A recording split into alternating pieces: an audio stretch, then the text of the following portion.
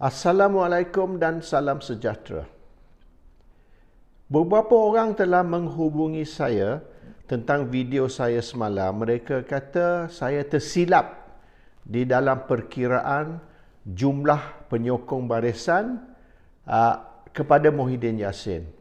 Saya beritahu yang 30 orang Barisan Nasional, 26 dari 30 itu orang UMNO, menyokong Muhyiddin Yassin, dan apabila 30 tu tarik sokongan dari Muhyiddin Yassin, maka Muhyiddin tinggal 85 dari 115 tolak 30.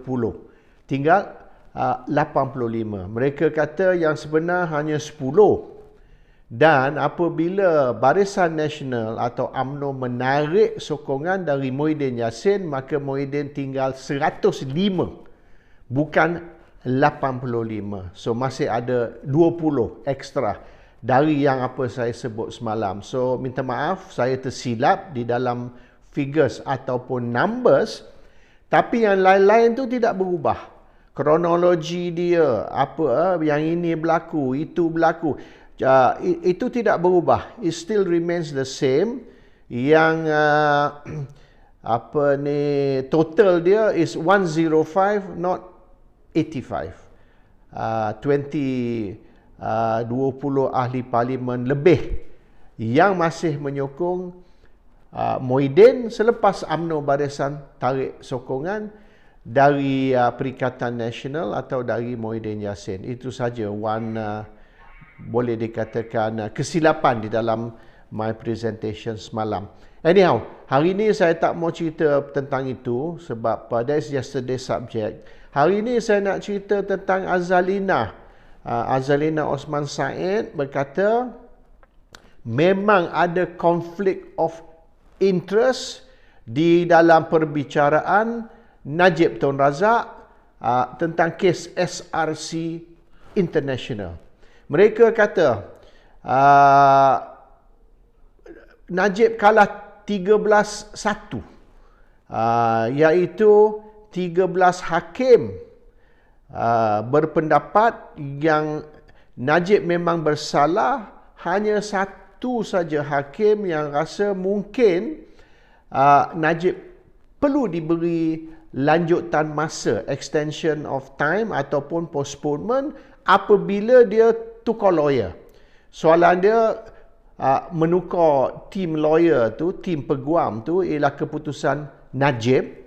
Jadi akibatnya iaitu keputusan mahkamah tidak memberi dia delay atau extension masa. That one is risiko yang Najib perlu ambil. Dia tak bolehlah marah ke rasa yang dia tidak diberi keadilan, because it's your decision. You tukar lawyer, you have to accept the consequences of your decision. Ini dia orang kata.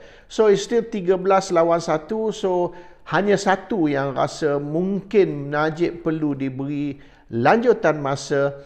So yang 13 tu tetap mengatakan yang Najib bersalah. So buat apa yang bising-bising sangat ni? Ini yang kritik, Najib's kritik berkata. Saya lihat macam ni. Sama macam dulu masa saya tahun 98-99 saya sokong Anwar Ibrahim. Apabila charge terhadap Anwar tu terpaksa dipinda kerana kesilapan tarikh, dan apabila pinda terdapat sekali lagi kesilapan tarikh, maka dua kali pinda charge. Kali pertama dia tarikh tu bangunan belum dibina lagi. Jadi Anwar dituduh melakukan kesalahan di dalam satu bangunan yang tidak ada, tidak wujud. So tukar, pindah kepada tarikh lain, dan kebetulan masa tarikh tu yang kononnya berlaku jenayah, orang yang dikatakan menjadi mangsa sodomi Anwar tu tidak lagi bekerja. So he was no longer working for Wan Azizah. So pindah sekali lagi. So dua kali tukar tarikh. Bagi saya, you tak boleh halfway through the trial hanya pindah, oh sorry saya silap, I just amend the date. No, charge tu you kena buang. Is a defective charge. Charge tu sudah cacat. Contoh saya guna ni, bila awak masak nasi goreng, sorry, termasuk babi dalam nasi goreng. Tak apa, saya buang saja babi tu, nasi tu masih boleh makan. Tak, maknanya the rice has been contaminated. Nasi tu sudah boleh dikatakan terkena najis. Dan perlu maknanya dibuang. Tak boleh cuma kita buang najis dan kita balance kita makan. Sama macam kes mahkamah ni. Once the charge is defective, that's it. You drop the charge, cancel the charge. Kalau you nak continue, you charge semula sekali lagi. A new charge with new details dan sebagainya. So bagi saya, Anwar should not be found guilty because you made a mistake. In the charge, it was defective charge, tapi you hanya pindah. Seumpama maknanya tak apa, I just change the date, everything is honky-dory. No, it's not. You must be very clear. Maknanya kalau you charge seseorang tu, you kena 100% sure yang memang ada kes. Kalau dah you charge kes tu tak ada, you tak boleh main pindah-pindah. Oh, sorry, I changed the... So, kes Najib ni, bagi saya, it has got to be also 100% very clear.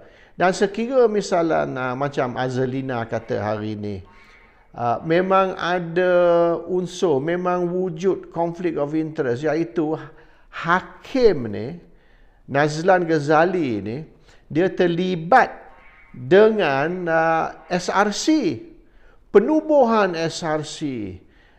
SRC menerima pinjaman dari Maybank. Dan Hakim Nazlan ni, dia peguam kepada Maybank.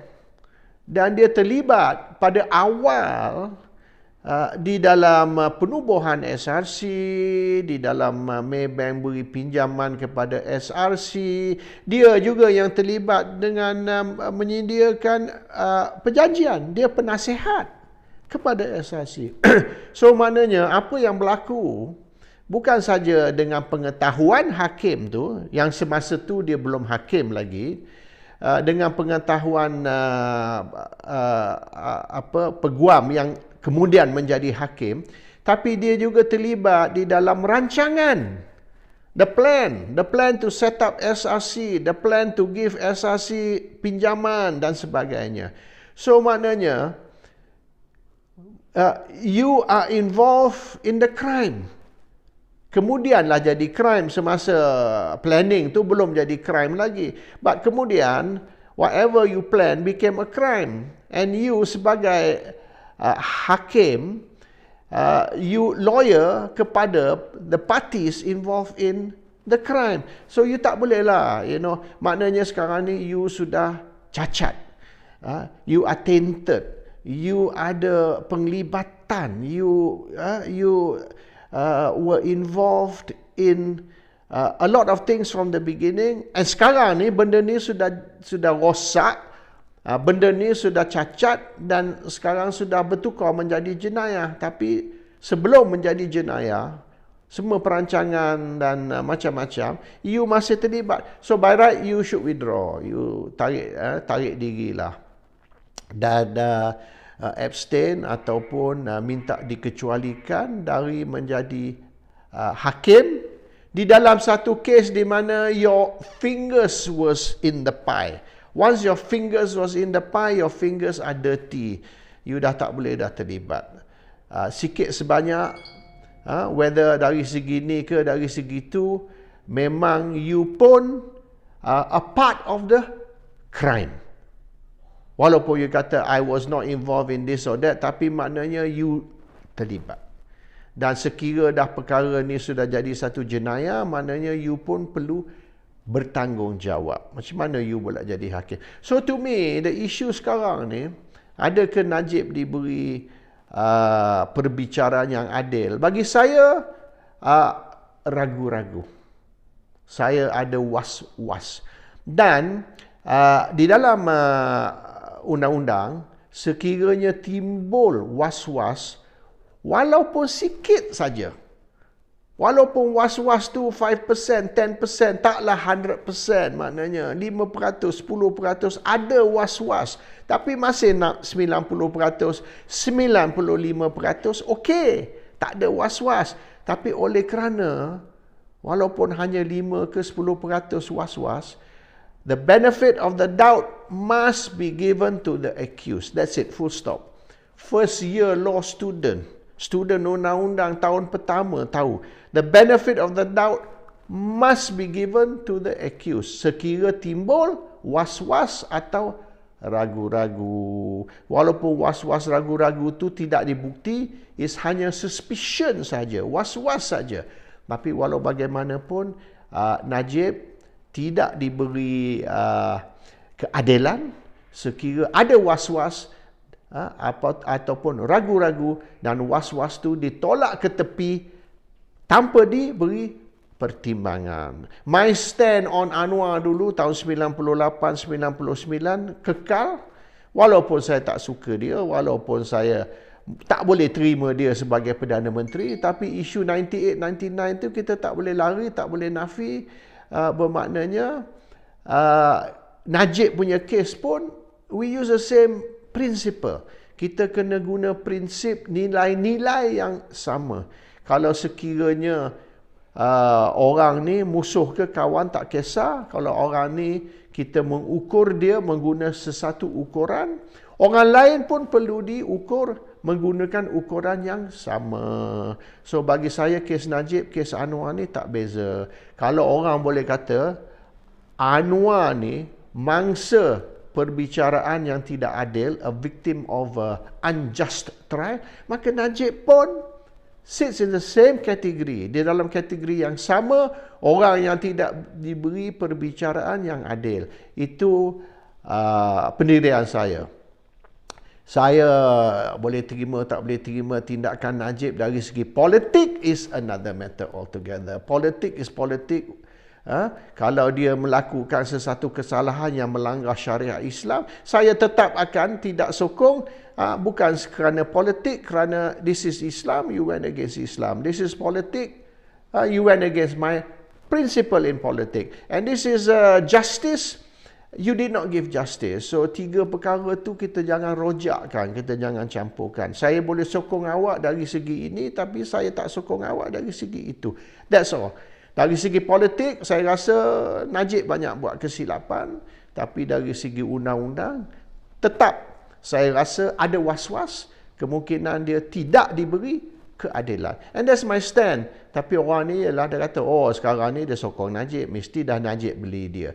Pemikiran orang Malaysia ni, orang Melayu ni, tohor sangat, cetek sangat. Kalau kita dah bermusuh, maknanya kita tak boleh mempertahankan orang tersebut dari segi keadilan. Why? Kerana musuh politik. It's a very narrow-minded, a very Malaysian way of looking at things. Kalau saya tak sokong awak, maka kalau awak tidak diberi keadilan, halal. Halal sebab apa? Sebab saya tak suka awak. Cannot. Justice is not what we give our friends. Justice is what we give our enemies. Kalau kita kata kita ni mempertahankan justice, maknanya kita kena lebih lagi mempertahankan musuh kita. Oleh kerana justice kepada kawan is very easy. Kalau kawan ni kita tutup mata pun tak apa, walaupun dia jahat. Yang susah ni nak beri justice kepada musuh kita. Itu susah. Cakap senang, tapi buat berapa orang boleh memberi justice kepada musuh. And that is the issue. And satu lagi yang saya rasa cacat dan kelemahan di dalam perbicaraan, bukan saja yang SRC, tapi satu MDB juga, ialah tentang orang yang terlibat. So sekarang ni saya tahu banyak perkara yang berlaku dalam politik lah. Pengalaman saya, personally pengalaman saya, benda yang Najib dah setuju, budak-budak dia overturn. Ini saya ada terlibat dengan beberapa isu yang sebenar. Politik, nothing to do with MDB. Benda ni dah dipersetujui. Najib sudah okey. Budak-budak dia sabotage. Tengok misalan, deal di antara PAS dengan UMNO untuk PRU 14. Everything okey. Dah dipersetujui. nak adakan mesyuarat. Okey, UMNO bertanding kat sini, PAS bertanding kat situ. Maknanya deal is made, everything agreed, cuma nak melaksanakan. Pelaksanaan dia sahaja yang masih duduk menunggu. Budak-budak dia sabotaj. Dan kita dah beritahu di dalam mesyuarat, sekiranya UMNO go solo, UMNO tidak boleh menang ataupun barisan tidak boleh menang 80 kerusi pun. Benda tu orang UMNO sendiri dah confirm. Orang UMNO sendiri dah bagi tahu semasa mesyuarat. Saya hadir dalam mesyuarat tu. Mereka kata sekira UMNO go solo, UMNO tak akan menang. Atau barisan tidak akan menang lebih dari 80. Silap-silap barisan tak menang lebih dari 80. UMNO mungkin tak lebih dari 50 atau 55. Begitu teruk. Tapi dia kata kalau UMNO atau barisan nak menang 135 kerusi, 135 di dalam PRU 14, maka kenalah barisan buat deal dengan PAS. Tapi selepas semua tu, akhirnya last minute UMNO go solo dan nak bertanding 3 penjuru, 3 corner fight. Dia orang dah kata dah, UMNO akan kalah, barisan akan kalah, you are going to lose the election kalau 3 corner fight, kalau you tak buat deal dengan PAS. Still budak-budak dia sebab apa tak tahu, adakah dia orang ni bodoh atau dia orang ni memang sengaja nak sabotage, nak bagi UMNO barisan kalah atau nak bagi Najib kalah, saya tak tahu. Tapi akhirnya last minute they sabotage the deal and then PRU 14 barisan lingkup. Macam orang UMNO sendiri berkata, ini pemimpin UMNO kata, kita tidak akan menang 80 kursi. Don't talk about 135. It's not going to happen.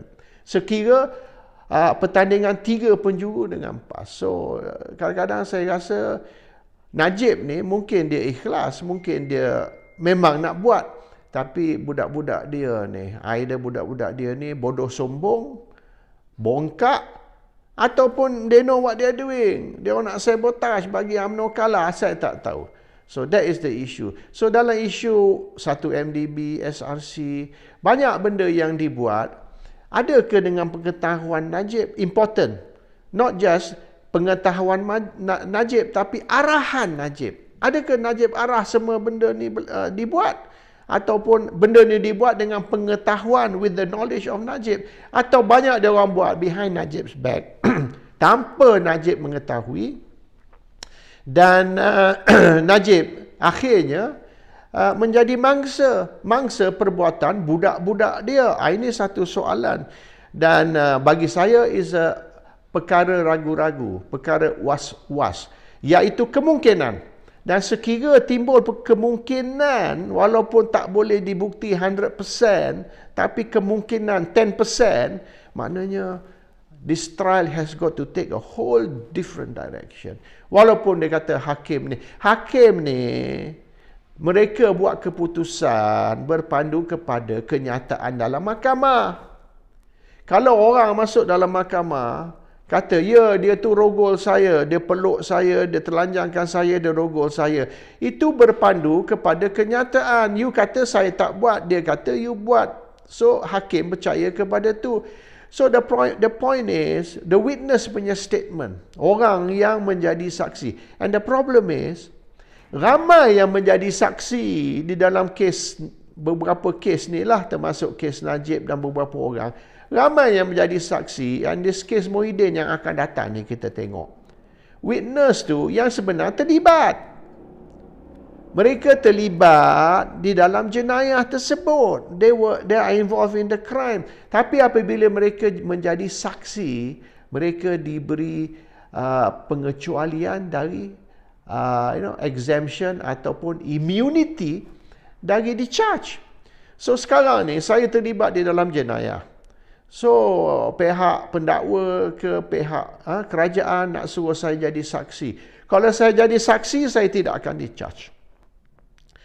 I will not face trial, I will not be charged if I become the witness. So, saya jadi witness lah. Sebab kalau saya tak jadi witness, saya pun akan duduk sekali dengan Najib dan saya akan di-charge untuk jenayah. So, the best thing is, saya setuju, saya jadi saksi terhadap Najib. Saya akan masuk mahkamah, saya akan beri kenyataan bahawasanya begini. So Najib sangkutlah. Saya lepas. Bukan kerana saya tidak bersalah. Saya lepas kerana walaupun saya bersalah, tapi saya akan menjadi saksi untuk menentukan yang Najib ni akan masuk penjara. Jadi saksi itu saya ragu-ragu. Saksi itu pun ada conflict of interest. Sama macam hakim. Conflict of interest iaitu kalau saya setuju mengenakan Najib, saya tak akan kena. Kalau saya tak setuju nak mengenakan Najib, saya akan kena. In that situation, saya tak boleh terima kenyataan saksi itu sebagai 100% sah. There is a ragu-ragu. And sekira timbul ragu-ragu, tak boleh dah. Kita tak boleh nak tu dah. Samalah kita ambil air semayang. Saya ragu-ragu, saya ambil air semayang ni, saya terkentut ke tadi ke tidak. Kalau you rasa mungkin you terkentut, ambil air semayang sekali lagi. You sudah ragu-ragu, sudah was-was. So that is the issue yang kita kena fokus. Soalan dia, hakim kata ni, hakim kata tu. Hakim kata berdasar kepada saksi. Bila saksi kata gitu, hakim akan buat keputusan berdasar kepada kenyataan ataupun testimoni orang tersebut. Tapi ramai yang terlibat dalam tu, misalan Jolo. Jolo tak pernah dipanggil untuk menjadi saksi. Jolo punya keterangan tidak pernah diambil walaupun dalam mahkamah ataupun dalam recorded statement. Hamid Baduh, IGP dulu, Ketua Polis Negara. Dia kata, kita tahu mana Jolo, kita tahu dia duduk di mana, rumah dia, alamat dia. Dan mengikut Peguam Negara, mereka dah jumpa Jolo beberapa kali. So, Ketua Polis Negara kata dia tahu di mana Jolo ada. Alamat pun dia tahu. Mengikut Peguam Negara, bekas Peguam Negara, dia kata mereka telah jumpa Jolo beberapa kali untuk berunding dengan dia, negotiate dengan dia tentang kes ni. So, kalau Ketua Polis Negara, Peguam Negara, semua tahu di mana Jolo ada, telah berjumpa dengan Jolo, telah merunding dengan dia untuk balik dan sebagainya. Sebab apa tak ambil statement dia? Boleh record statement dia. Saya berapa kali dipanggil ke Embassy Malaysia di London, di Bangkok, di Jakarta, di Singapura. Banyak tempat saya dipanggil ke Duta Malaysia untuk statement saya dirakam, for my statement to be recorded. Statement saya apabila dirakam di Kedutaan Malaysia di 45 negara yang saya sebut tadi, bermaknanya sama macam saya buat statement saya, record statement saya di Malaysia, on Malaysian soil. Sebab embassy is Malaysian soil. Jadi saya ni 4-5 kali masuk embassy di merata dunia. Maknanya, pada zahirnya saya telah balik Malaysia. I went back to Malaysia, not to Malaysian soil, tapi to Malaysian soil in a foreign land, iaitu embassy. Itu sah. Statement tu boleh diterima sebagai bukti di dalam perbicaraan. So dah you banyak kali jumpa Jolo, you tahu dia di mana, you dah mungkin you pergi minum teh dengan dia ke whatever. So rekodlah statement dia, guna statement dia di dalam perbicaraan Najib. Sebab apa tak guna? So sekarang ni the very important element, most important element is Jolo. Most important. Tanpa Jolo semua ni tidak akan berlaku. He is the mastermind, he is the executor, dia yang merancang, dia yang melaksana yang dikatakan penipuan ataupun perompakan 1 MDB. Jolo lah is the mastermind. Dia yang buat semua. Tapi you jumpa dia banyak kali, you tak ambil statement dia. Apa yang sebenarnya berlaku? Adakah Jolo buat ni diarah oleh Najib? Adakah Jolo buat ni dengan pengetahuan Najib? Adakah Najib di belakang ni semua ataupun Jolo di belakang this crime, this jenayah? Kita tak tahu. So orang masuk mahkamah kata, saya terima arahan dari Jolo. Jolo yang suruh saya buat ni, Jolo yang saya suruh buat tu. Benda perancangan ni Jolo. Tapi saya rasa Jolo ni dia buat dengan pengetahuan Najib. Saya rasa Jolo ni dia diarah oleh Najib. Saya rasalah, saya tak tahu mana boleh macam tu. So bagi saya, banyak kelemahan, banyak cacat di dalam perbicaraan Najib, dan perkara ni bagi saya tidak lengkap. It's not complete. Dan hari ini Azalina Osman Said telah kata ada conflict of interest. Okey. Kerajaan sendiri kata conflict of interest. So apa? What's the next step? Apa langkah next? Adakah Najib akan diberi perbicaraan semula, retrial? Satu perbicaraan baru dengan hakim lain? Apa tindakan? Kalau setakat Azalina nak cakap politik saja, mungkin nak tunjuk yang kita ni memang kita nak bantu Najib, tapi too many tapis. Bagi saya banyak ngarut lah. Baik Anwar, baik Ahmad Zaid Hamidi, baik Azalina, baik siapa sekalipun, a lot of political talk, tapi all empty talk, bullshit talk lah. So bagi saya, no need to talk, pergi buat. Stop talking. Tutup mulut Azalina tu, don't open your mouth. Baik Zaid, baik Anwar, tutup mulut, don't open your mouth. Tunjuk kita, bukti kepada kita apa you akan buat sekiranya you rasa ada berlaku cacat atau ada berlaku tidak keadilan terhadap Najib. Soalan dia, you rasa Najib mungkin bersalah. You rasa mungkin Najib memang betul curi duit. That's not for you to say. The issue is, kalau sekira satu perbicaraan tidak adil, kita tak boleh terima, walaupun kita rasa 99% saya rasa memang betul, tapi ada 0.1%, iaitu that 0.1% perlu Najib diberi keadilan. Dan kalau sekiranya keadilan bermaksudnya perbicaraan baru, maka buatlah perbicaraan baru. Sebab akhirnya jangan lupa ya, kita duduk klaim macam-macam, Islam ni agama mulia lah, Islam ni agama yang memberi keadilan lah kononnya. Tetapi akhirnya orang Islam ni, mereka sendiri yang tidak memuliakan the doctrine of Islam ataupun menghayati konsep Islam. Assalamualaikum. Salam sejahtera.